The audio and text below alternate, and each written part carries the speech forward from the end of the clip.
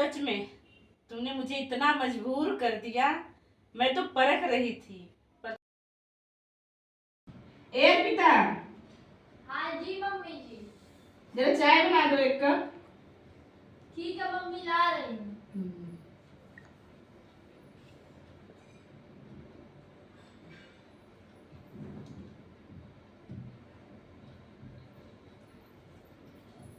लीजिए मम्मी जी, चाय पी लीजिए।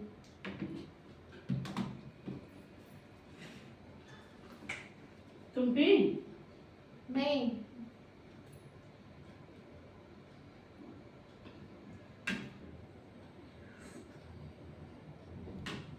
चाय कैसा बनाई? कितना पतला है, चाय बनाने भी नहीं आती।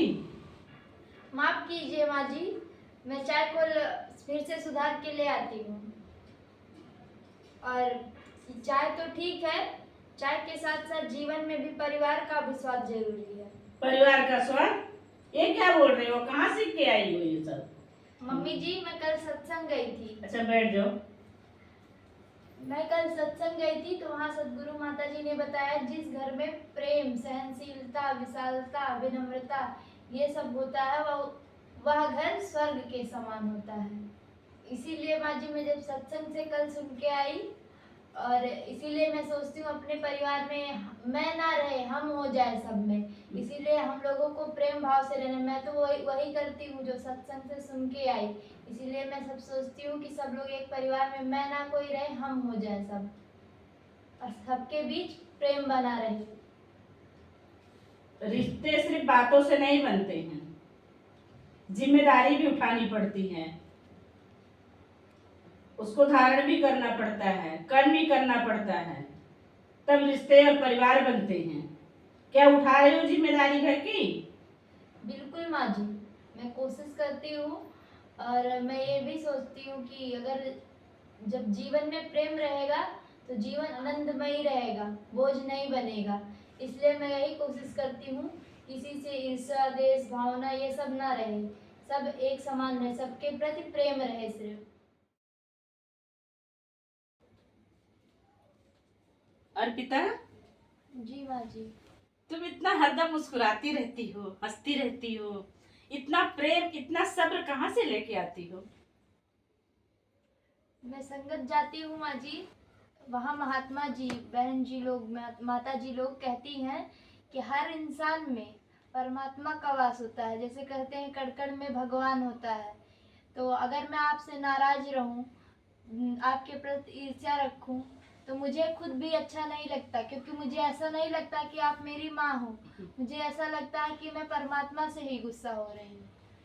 तो आप में भी तो निरंकार ही हैं, तो मैं कैसे आपसे गुस्सा रह सकती हूँ?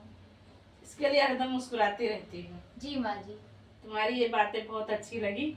सच में तुमने मुझे इतना मजबूर कर दिया। मैं तो परख रही थी, पर तुमने अपने प्रेम, अपने सहनशीलता और अपने प्यार से, अपनेपन से मेरा दिल जीत लिया। मैं बहुत खुश हूँ और बहुत बड़ी भाग्यशाली हूँ कि मुझे तुझ जैसी बहू मिली है। ठीक है? जी माँ जी। बहू, आज मुझे समझ में आया कि जो निरंकारी किताबें हैं उसे सिर्फ घर में लाके रखने से नहीं और पढ़ने से भी नहीं होगा। अगर उसमें की लिखी हुई बातें जब हम अपने जीवन में अपनाएंगे, उसको धारण करेंगे, तभी हमारा जीवन बदल सकता है। जिस तरह से तुमने अपने आप को बदला और अपने ही प्रेम से मुझे भी बदला, मैं बहुत भाग्यशाली हूँ। माँ जी, यही तो निरंकारी मिशन का ज्ञान है। जहाँ प्रेम रहता है वहाँ मनमुटाव नहीं रहता। इसीलिए तो कहा जाता है कि एक दूसरे में इंसान नहीं ढूंढे, कण कण में परमात्मा को ढूंढे, निरंकार को ढूंढे।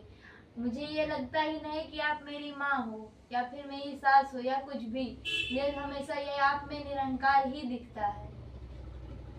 बहुत अच्छी बात है बहू, आज तुमने सोचने पे मजबूर कर दिया। एक सास को बहू ने इतना अच्छा ज्ञान दिया।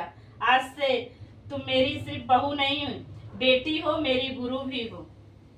मुझे बहुत अच्छा लगा तुम्हारे विचार सुन करके। समझ में आया कि निरंकारी विचार परिवार को जोड़ते हैं, तोड़ते नहीं। जी माँ जी, इसीलिए चलिए हम आज एक दूसरे को धन निरंकार करके फिर से जीवन की नई शुरुआत करते हैं। बहुत अच्छी बात है।